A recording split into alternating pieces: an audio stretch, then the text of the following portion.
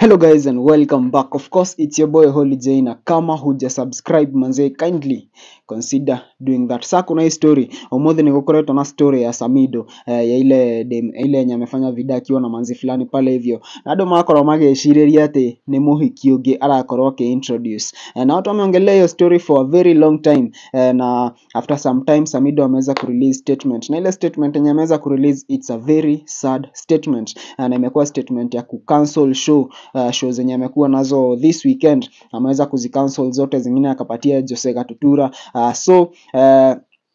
Before tajulikana the main cause yenye imefanya aweze kucancel show, even ndo ameweza kuandika kwa mtandao yake, na pia akaweka posters za kuonyesha that the shows have been cancelled. Ameandika due to unavoidable circumstances our shows have been postponed to a later date. Na watu wakakuwa wakijiuliza nini imeweza kuhappen, what has happened to Samidoh to a point yenye ameweza kucancel shows.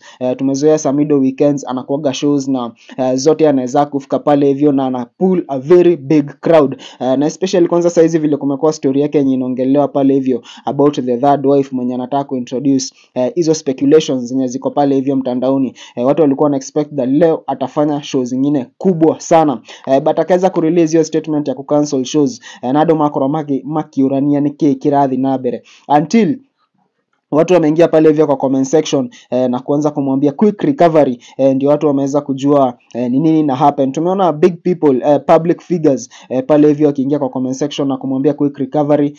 The likes of Henry Desagu tumemuona pale hivyo, tumeona Joy wa Masharia tumemuona pale hivyo akimwish quick recovery, tumeona Wakiruba pia pale hivyo akimwish quick recovery. Na hivyo ndio watu wameweza kujua that he is in hospital na in a condition yenye pia hawezi kupiga shows, but it is yet to be known ni nini amefanya, ni ugonjwa gani ako nayo, nini imemfanyikia hadi akakuwa kwa hospitali in such an urgent way, kwa sababu tulikuwa tumeona alikuwa fiti asubuhi kulingana na vile amekuwa kipost, na we are yet to know what exactly is happening. Na in the meantime tunaendelea kumwambia quick recovery pia sisi hapa hivi team Holiday, before tujue nini exactly na happen, na as soon as tunajua what is happening to Samidoh tutakuwa hapa hivi tunaweza kuelezea na kukuambia into details what is happening to Samidoh. In the meantime comment hapo chini pia we uandike quick recovery to Samidoh the king of Mugithi, na pia kama uko umeona hiyo video yake yenye imekuwa ikitrend sana leo amekuwa na manzi fulani pale hivyo, na people are speculating that huyo ni bibi yake wa tatu ndio anataka kumintroduce kulingana na ile conversation yenye imekuwa hapo hivyo. Have a look at this video and uone huyo manzi pia.